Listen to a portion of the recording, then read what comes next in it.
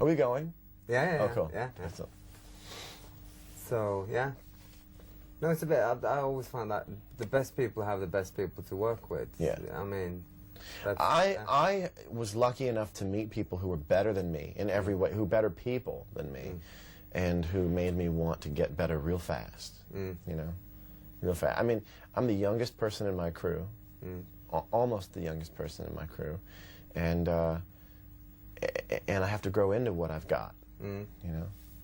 Did you ever expect actually that your music and your singing would take you to Europe? Was that a childhood ambition? Yeah, I don't. It actually was not a childhood ambition. I have to be honest and say that when I was growing up, I think most kids dream themselves into the place they know. You know, so I really couldn't dream myself into a place I hadn't been before. And so for me, my dreams were about America, and to a lot of Americans, America is the world. And so I will admit I did have to renegotiate a little bit with what I wanted, because they go, you're going to Europe, and you go, okay. And then you go, wait a minute, what do you really want? Do you want to make it just enough so that you can say you made it, or do you want to make it in a way that constantly focuses on your playing? You know, that's the thing. I mean, there's really no difference in coming out here to play than in America, except for all the stuff that makes you go, look at me. So once you get over, look at me, it's playing music anywhere. It's California, it's Tokyo, it's London, it's Norway. It doesn't really matter in a beautiful way. But it will be. I mean, you would have to put more time into it. Yeah, I mean, that's the trick, is the work-to-pleasure ratio is, as it stands, way favorable to pleasure when you play music. And I like the idea of bringing that back a little bit. You know, having really nice things in my life, things meaning people, places, whatever, really nice nouns. And, you know, if you get that much cool stuff, I want to be able to connect it with work I'm doing, which, as it was in America, is enough. But still, for me, I want to go, okay, I've got a giant flat screen TV, but I went on 2 hours sleep a night for a month, you know, almost superhumanly doing things that other people look at and go, how do you do that? What a life. You know what? I'm glad that I play music. I'm glad that, well, I should say I'm glad that I play music instead of, you know, I'd hate to have to do this stuff if at the very center of it, it wasn't me getting to do exactly what I wanted to do. If I sat and did interviews all day and then went out, stood on stage and they rolled tape and I lip-synced or I sang someone else's songs, you know, I can do this with the frequency and the intensity that I do it, because at the very center of it is uniquely mine. You know, it's stuff that I do for myself. Where did that come from? Do you come from a musical family? Yeah, I think so. I mean, my father always played piano, still does, and so the piano was in the house more as like a player of sheet music. You know, it was there to like open sheet music up, and you know, my dad would play before dinner a little bit, and I always kind of snuck onto the piano bench after dinner. And I remember very young losing time, which is the best thing you can do when you're playing music, is to completely lose time. And it doesn't happen to me that much anymore, because there's always someone going. But, you know, just exploring, and this is bing, bing, bing, and this is bung, bung, bung, and you go, okay, so that means that somewhere in here it's got to make sense. So you start understanding intervals, and this is all stuff that I think I was just wired at birth to understand. It wasn't me going, how do I do this? It was, you know, I can see how to do it. I just got to learn it. You know, I just don't know how, and I have to just fill that part in. So for me, it was really easy. Show me where these things are, or figure out where they are on my own, and I can go back to them all the time. And that's the way I see the guitar, is learn a new chord, watch it, figure out how to go back there next time, and then do it here, or do it here, or do it here. And that's why the guitar is really cool, because it's a completely transposable instrument. The piano, if you're a piano player, I have respect for you, because you know, you gotta. There's no slipping by. There's no note. There's no note your mom can write to get you out of learning how to play the piano. So when did you get your first guitar? I got my first guitar when I was 13, and I remember the first night I got it, I stayed up all night, and I was stifling a sneeze. Wonderful. I stayed up all night, and I remember discovering like a G chord, which I didn't know at the time was a G chord, but I remember sounding it out and just doing this. And that, you know, that, and I remember the feeling that I got when I figured out my first chord, and it's very much the feeling that I get when I land an entire series of chords on stage. It's that same, you know, people are sometimes afraid to be impressed with themselves. People are afraid to say, I'm impressed with myself. I'm totally impressed with myself. Like, when I play guitar, that impresses the hell out of me, you know? I play guitar and I go, I'm the person who gets to do this right now. And I'm listening along with the person in the back of the room. And except I'm the guy who's maintaining it. And, oh my God, that's amazing. And you would be able to tell if I stopped thinking that. Hopefully I never do, you know. But that's stuff you can't really explain to people readily. You can't say, I'm really impressed with myself. Because people go, I bet you are. See you later. But did they actually let you, did you entertain your family from the... Not really. 30, yeah? My family my family's a very educated family, and so if you were going to play the piano, you had to learn how to play the piano. If you were going to play guitar, it's to take lessons, and so, and plus I was making a lot of noise on the guitar.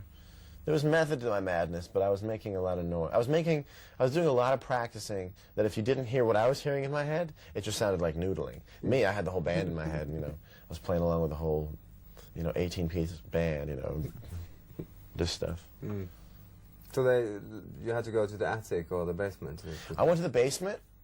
I went to the basement, and the farthest room away from my mom and dad, and would get home. I remember I'd get home from school, and would be so tired that I remember just feeling the injustice of trying to play the guitar, and just going like the weight in my hand just being too much. And then I would take a nap just long enough to get enough energy, wake up, play for the whole rest of the night, and just never really catch up with sleep. And you know, my mom set a rule, 9:30 is the latest you can play guitar. So I would play all the way to 9:30, and then I'd have to stop. Who were your heroes then? Who were your... Superman. I never heard him play guitar, but I imagine he was quite the picker. Well... Did you copy people? I copied Stevie Ray Vaughan. I was a huge Stevie Ray Vaughan fan. I still am. There's something about that music that resonates with me more than I'm able to explain. And from Stevie Ray Vaughan, you go to Jimi Hendrix, and so is Jimi Hendrix. And then, you know, you read interviews with these people, and they explain what their influences are, and it just becomes this family tree of music. And you start going, I got to pick that record up, I got to pick this record up, and taking it in, and just not only do I enjoy playing guitar and learning from CDs and from videos and DVDs, it also feels really cool to be able to do it. Like, you know, the same way you go to a library, you go to a bookstore, and you're like, yeah, I'm gonna buy this book because this is good for me. You know, maybe you get around to reading the book, maybe you don't, but it feels good to go, this is gonna feel good to put in my body. I happen to also do that, but even just on the basic level of picking up CDs and going, Wes Montgomery, oh, I gotta have it, I gotta put it in me. You know, like they kind of liken it to, you know, The Matrix. Just loading programs into your head. It's like, give me the jazz program. Of course, that's a very, very long download. Great. But, so when did you realize that you were going to do this full time? I realized that I was going to do it full time as soon as I started playing guitar. It was a very instant relationship. And so instant that it bypassed shaking myself, going, oh my God, this is... It was so instant that it was like, I think I'd like to keep doing this. Okay, okay, good. You know, well, because when it's so good, you don't want to have a dialogue about it. It's like, okay, just between us. Here we go. Okay, let's just be cool. Be cool. I play guitar, and I never had a conversation about it again. I never went through a phase where I was a punk. I was never like, I always felt like I wanted to be classy about it. I was never like, my music is like my life force, and I love to express myself through my music. I mean, I was always just like, oh, just do it, you know? So for me, it was, you know, I can't say I didn't plaster my walls with the only available pictures I could find by, you know, Stevie Ray Vaughan and, you know, Jimi Hendrix and Buddy Guy and Robert Cray and Bonnie Raitt, you know. Those are Like, those are my heroes. You know, those are my heroes the way that people have Jordan on their wall. You know, I had Stevie Ray Vaughan, you know, the same way Jordan's like that. You shouldn't say Jordan in Europe. Why not? Because it's a girl with humongous implants. Yeah. And so I shouldn't say that? No. Oh.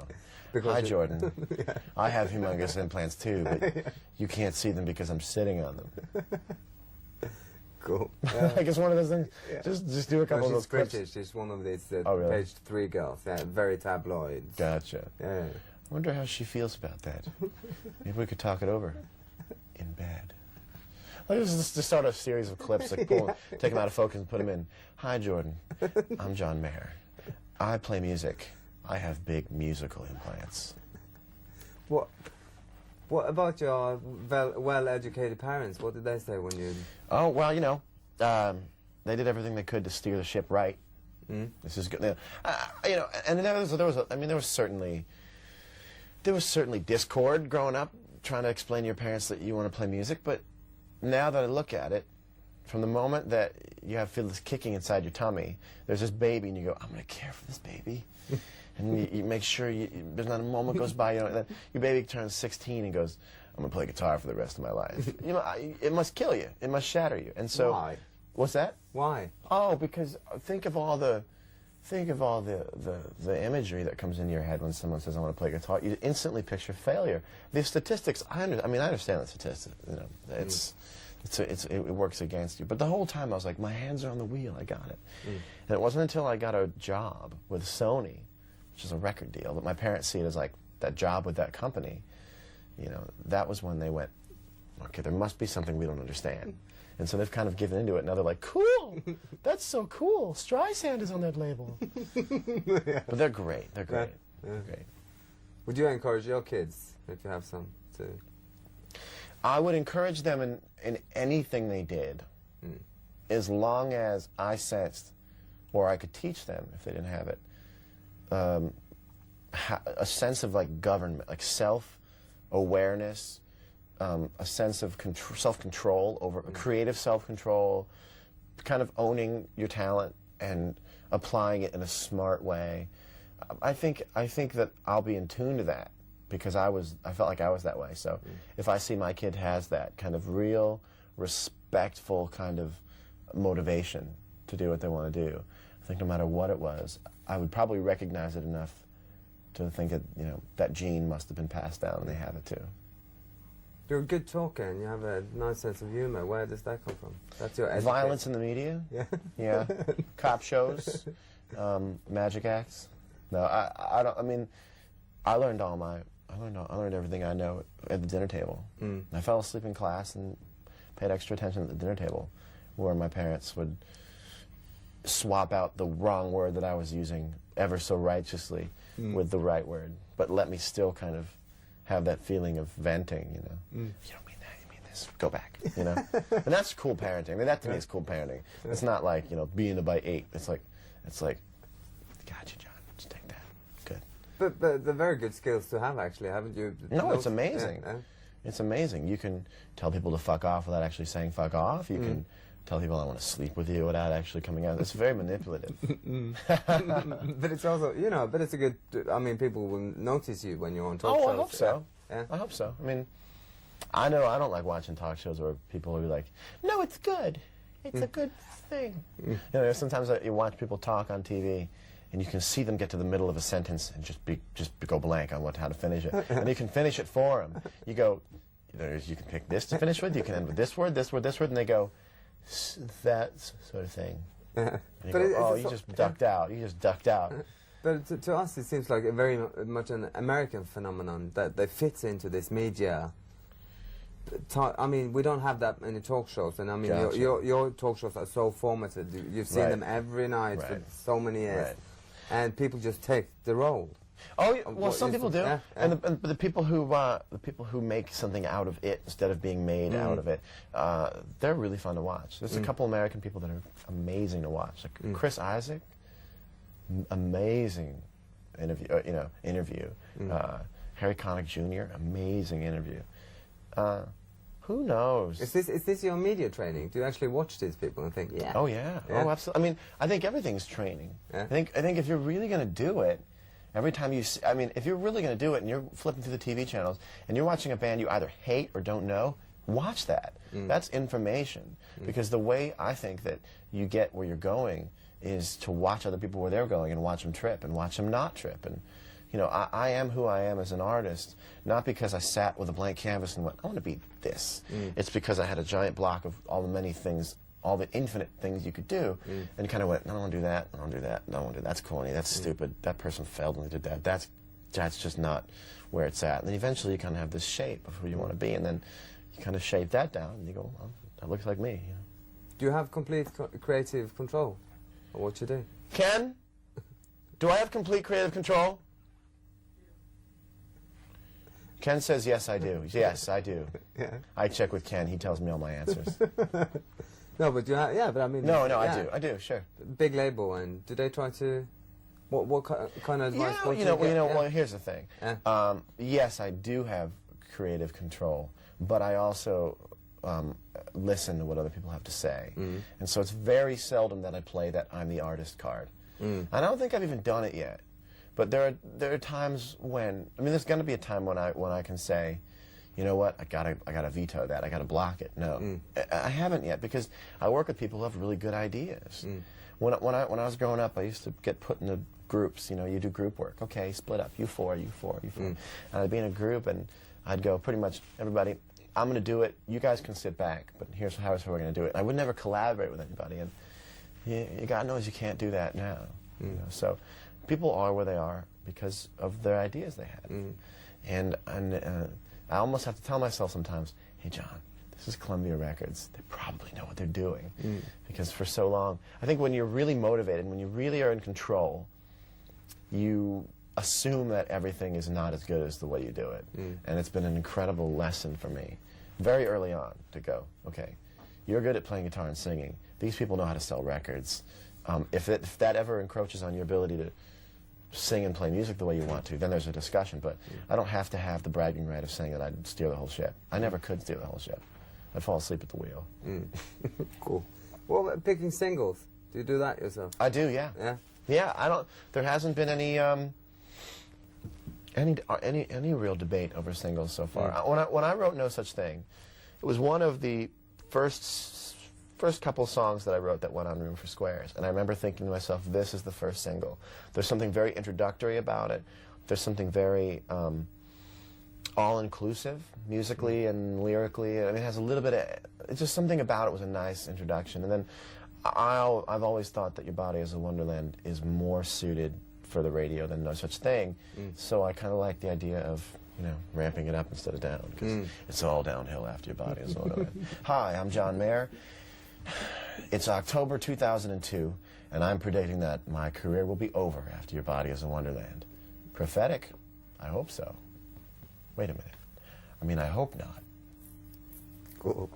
Is there a moment in time that you knew that you'd done it? That you made it, yeah? No, I still don't know what that is. I mean, I always say that, but still, I mean, in the States. No, not even in the States, man. I always say that playing music and becoming successful is a lot like smoking pot. For me, when I used to smoke pot, I would go, okay, am I there? Am I there? I start walking, am I there? Am I laughing more than I usually laugh? Am I there? Are we there? Is this high? Is this high? Oh, this is high. Okay. You sure there's no, like, sinking into the ground feeling when you walk? No? No? And so for me, it's like, am I famous? Is this famous? Like, can I go to the mall and get recognized? You know, it's like, it's a good thing, because you don't ever let it go to your head. But sometimes I try my best to accept the way it is, because this may be the best it ever gets. And I don't want to be 35 and look back and go, that was it, man. And I didn't know it. So I'm trying as best I can to look around and go, oh, this is it, without letting this is it take me down. It's a really weird balance, because I almost have to look at my numbers, relate that to a band that has those same numbers that I can see externally, and then move that over and go, you mean I'm as big, if not bigger than that band? that band's huge. So it's very difficult to get a sense of the painting that you're in when you're the painter. You know? What's the industry like? What is it like to go to the VMA? And well, you know, it's interesting. I have a very love-hate relationship with it. I love watching it on TV. I just don't like being in that world. You know? No, but still, you're such a. It sounds like you're such a good.